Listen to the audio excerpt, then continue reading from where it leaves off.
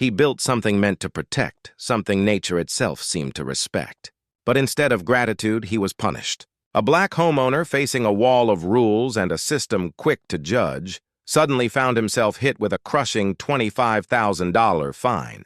The people meant to uphold the community turned against him, demanding he tear down what he had built with his own hands. Yet what they didn't see, what they couldn't imagine, was that their decision would unleash consequences far greater than a simple dispute over property. Because when you silence fairness, sometimes nature speaks louder. And when it does, who pays the price? For years, Marcus had been the kind of neighbor every community claimed to want. He was quiet, hard-working, and deeply connected to the land he lived on. His home sat on the edge of a small suburban neighborhood, one of those places where lawns were trimmed sharp and HOA rules ruled with an iron fist. But Marcus didn't see property lines the way the association did. At the back of his yard flowed a sluggish creek that often swelled after storms, creeping closer to homes that weren't built to withstand it. Most people ignored it. Marcus didn't. He spent his weekends reinforcing the area, building a small but sturdy dam to keep the water at bay. It wasn't glamorous, but it mattered. For him, it wasn't just about protecting his own property, it was about protecting everyone's. And though it wasn't in any rule book, it worked.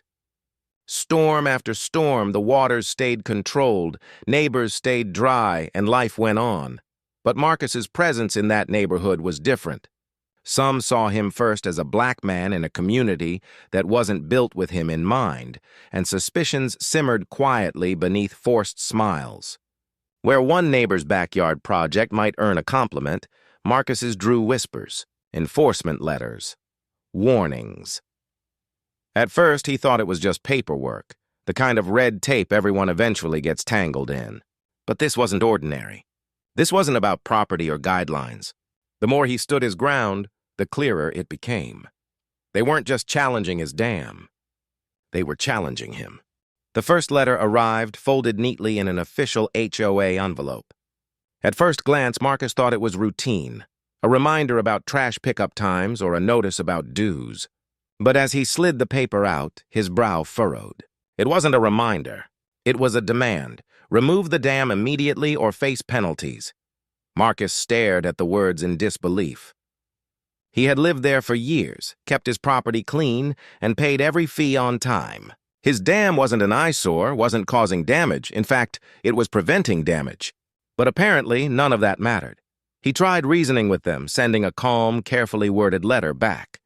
He explained why he built the dam, how it actually protected the neighborhood, how local officials had never flagged it as unsafe. He thought surely reason would prevail. But instead of quieting the matter, his explanation seemed to provoke something deeper. More notices arrived, each one harsher than the last. Then came the escalation, a fine. Not a small administrative fee, not even something he could negotiate. $25,000 for one dam in one backyard, built with his own two hands. The number itself felt designed to crush him, not correct him. But the fine wasn't the only weight he carried. Behind the paperwork, there was a subtle message that rang louder than the legal jargon. You don't belong here. We don't see your contribution. We only see you as a problem. Neighbors talked, but not to him. Conversations hushed when he walked by. Someone reported him to city inspectors, even though he wasn't violating codes. Others whispered that he was changing the neighborhood, a thinly veiled phrase Marcus had heard too many times before. Each day, the pressure mounted. He came home from work wondering if there'd be another notice taped to his door. He lay awake at night calculating what a $25,000 debt would mean for his family. And still, he clung to the hope that justice, or even just common sense, would win out. But reason never came. Instead, the association doubled down, threatening legal action and foreclosure if he didn't comply. It wasn't only about the dam anymore, it was about control. Marcus couldn't shake the bitter thought that if anyone else in that neighborhood had built exactly what he did, it would have been celebrated as resourceful, maybe even highlighted in the community newsletter. But because it was him, a black man in a neighborhood where he was already seen as an outsider, it was treated as unacceptable, dangerous, wrong. By now, the creek swelled higher each season. Marcus could see what was coming if the dam came down. He warned them, tried to explain that removing it wasn't just costly, it was reckless. But his words bounced off walls colder than water could ever be. They weren't listening. They didn't care, and as the deadline closed in, one thought thundered louder than the storm clouds gathering on the horizon. If they forced him to destroy the very thing holding back the flood, the people demanding it might one day learn the hard way what he already knew.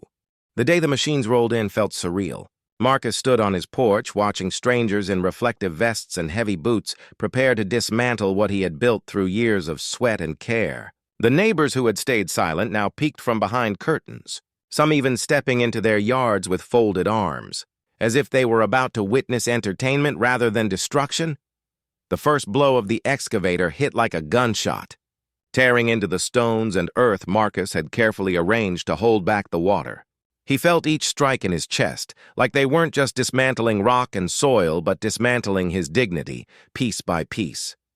When the dam collapsed, so did the fragile balance it had maintained for years. The creek surged, a restless beast finally unchained. At first it was a trickle, then a rush, and soon a roaring wall eager to reclaim everything in its path. Marcus knew what was coming, but the others, the ones who cheered its removal, had no idea. Within hours, dark clouds gathered overhead, bringing rain heavier than any in recent memory. Streets turned into rivers, yards into swamps. And then the inevitable, water spilling into basements. Cars half submerged, frantic calls to emergency services echoing through the neighborhood. The same community that fined Marcus, the same board that had labeled him a problem, now stood ankle-deep in water. Sandbags clutched against doors, fear painting their faces. Their victory over him had been short-lived. Nature had delivered its verdict swiftly, and without appeal. Marcus, standing dry in his home, perched slightly higher than the rest, could only watch as the scene unfolded. He felt no joy, no triumph, only the heavy silence of irony pressing against his chest. This wasn't the justice he had sought, but it was justice all the same. And in that moment, as the HOA president's prized garden drowned beneath the floodwater, one question rose above the chaos. Had they realized too late that the man they tried to silence was the only one who had been protecting them all along? When the waters finally receded, the neighborhood looked nothing like the pristine community the HOA had fought so hard to preserve. Soggy furniture lined driveways, walls buckled from water damage, and the silence of loss hung heavy in the air.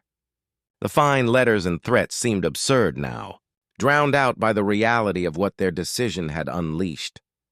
Marcus, though spared the worst of the damage, carried scars that no insurance check could cover.